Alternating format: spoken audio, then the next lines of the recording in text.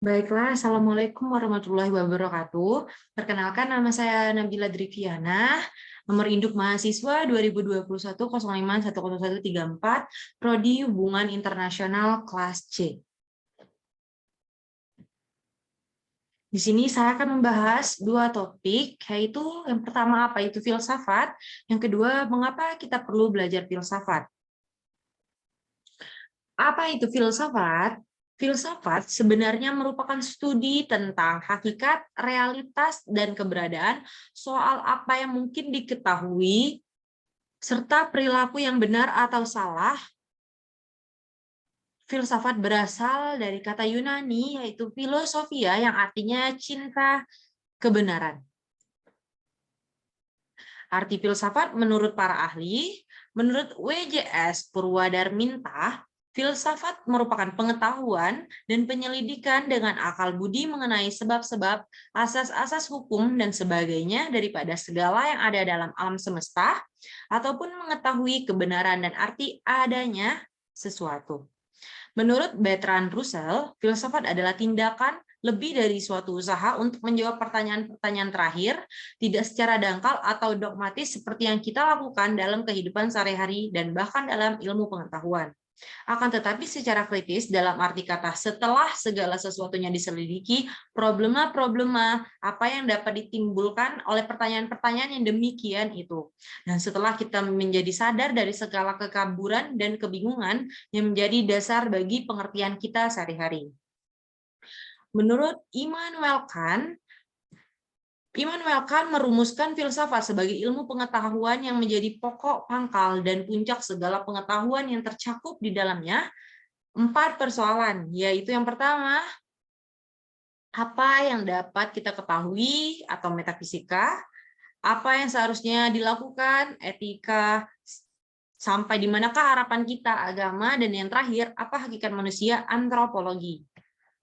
Jenis-jenis filsafat. Filsafat memiliki 6 jenis. Yang pertama, estetika. Sesuai namanya, estetika ialah filsafat yang membahas dan mempelajari keindahan, serta mencari tahu bagaimana keindahan tersebut dibentuk. Filsafat ini juga mempelajari bagaimana cara manusia dalam merasakan keindahan tersebut. Yang kedua, etika. Filsafat berikut ini mempelajari mengenai aturan serta norma yang dipakai masyarakat dalam berperilaku. Dengan kata lain, filsafat ini digunakan sebagai pedoman untuk menunjukkan mana yang baik dan mana yang tidak baik. Yang ketiga, metafisika. Jenis filsafat ini erat kaitannya dengan hakikat fundamental dan proses analitis terhadap realitas serta keadaan yang menyertainya. Penelitian yang berhubungan dengan metafisika biasanya berpusat pada pertanyaan-pertanyaan seputar keberadaan dan realitas. Yang keempat, logika. Filsafat logika merupakan cabang yang mendalami bagaimana kemampuan seseorang untuk berpikir secara tepat. Yang kelima, epistemologi.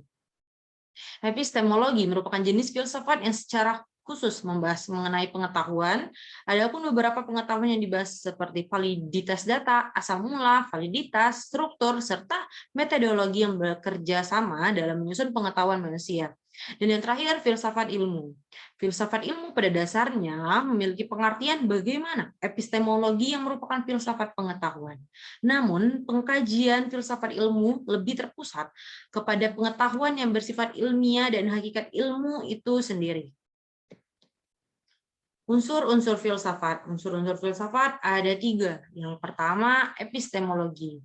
Istilah berikut muncul untuk pertama kali pada tahun 1854 yang dipelopori oleh J.F. Ferrier. Epistemologi diambil dari bahasa Yunani, yaitu episteme, yang berarti pengetahuan, dan logos yang berarti teori. Ilmu ini merupakan filsafat yang membahas segala jenis masalah yang berkaitan dengan filosofikal, seperti teori pengetahuan. Bagian filsafat ini meneliti sifat-sifat dasar dan asal-usul dalam memperoleh sebuah pengetahuan dengan cara yang benar. Melihat dari pengertian epistemologi tersebut, maka dapat disimpulkan bahwa unsur ini sangat berpengaruh terhadap karakter pengetahuan. Terlebih lagi, dalam memilah mana kebenaran yang harus ditolak dan mana yang harus diterima. Jika pengetahuan-pengetahuan tersebut dikumpul dengan benar, kemudian diklarifikasi dan disusun secara sistematis, maka dapat menjadi metode epistemologi. Yang kedua, aksiologi. Aksiologi atau yang lebih dikenal dengan teori tentang nilai adalah suatu unsur filsafat yang menelusuri tentang kegunaan pengetahuan. Aksiologi ada untuk menjawab pertanyaan-pertanyaan seperti akan digunakan untuk apa ilmu pengetahuan tersebut. Lalu seperti apa kaitan antara manfaat pengetahuan tersebut dengan kaidah moral yang ada. Dan bagaimana cara menentukan objek yang dikaji menurut berbagai pilihan moral. Dan yang keempat, ontologi. Ontologi menelusuri tentang sesuatu yang ada secara universal dan menampilkan dalam pemikiran semesta universal. Unsur ini tidak terikat oleh perwujudan tertentu serta memiliki upaya untuk mencapai sebuah inti yang ada dalam kenyataan. Dengan kata lain, objek dari ontologi secara formal yaitu hakikat dari semua realitas. Mengapa kita perlu belajar filsafat? Yang pertama, manfaat filsafat. Dengan belajar filsafat itu, seseorang akan cenderung berpikir kritis dengan mempermasalahkan hakikat persoalan dan mempertanyakan jawaban yang dikembangkan. Hal itu tentu saja dapat membuat kita lebih arif dan bijaksana. Inilah merupakan manfaat utama filsafat. Seperti namanya, filsafat tidak menguasai pengetahuan. Kita hanya mencintai pada kebijaksanaan. Manfaat lain dari filsafat, entah kita sadar atau tidak, membuat kita berpikir, merenung, memilih, dan bertingkah laku dalam bertindak berdasarkan keyakinan yang kita panuti, dan dinilai merupakan permasalahan yang tidak tuntas dijawab hanya dengan tradisi, konvensi, ilmu, atau gabungan semuanya. Dan yang kedua, tujuan filsafat.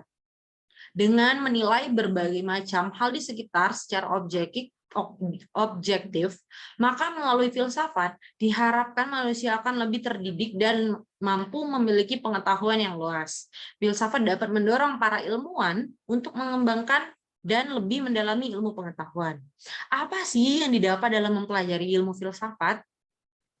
Filsafat membuat manusia agar memiliki kemampuan untuk berpendapat sendiri, mandiri dalam hal rohania, berpikir sendiri, serta dapat menunjukkan sifat yang kritis.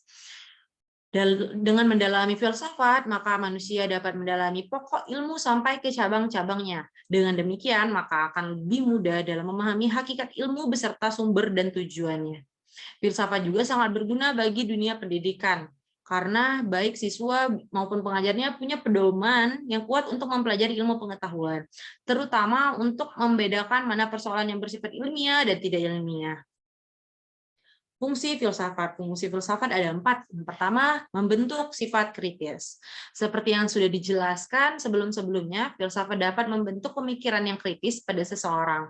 Hal tersebut tentunya sangat berguna untuk diterapkan dalam kehidupan beragama maupun bermasyarakat. Sehingga ketika menghadapi permasalahan apapun, diharapkan manusia dapat berpikir dengan rasional supaya tidak terjebak oleh segala sifat fanatisme. Yang kedua, sebagai pemecah masalah. Ilmu filsafat mengajak manusia supaya berpikir secara bijak dalam mengatasi berbagai persoalan. Dengan menggunakan cara berpikir filsafat, maka diharapkan manusia dapat mengidentifikasi masalah tersebut dan memudahkannya dalam mendapatkan jawaban, sehingga masalah dapat dipecahkan tanpa kesulitan. Yang ketiga, membantu kemampuan analisis.